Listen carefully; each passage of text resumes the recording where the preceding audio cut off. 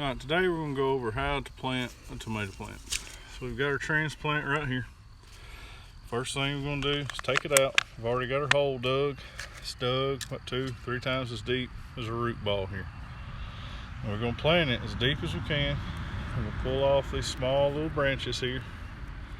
Because if you look, you'll see tiny little hairs on this plant. Those will eventually form roots. So we're going to take our plant, stick it down in the hole, and then we're going to fill around it with some of our homemade compost here.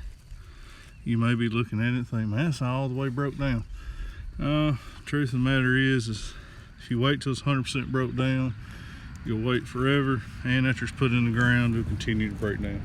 It's got things in it like chicken litter from our baby chicks, sheep manure, leaves, coffee grounds, eggshells, that's banana peels, this kind of stuff we put in there.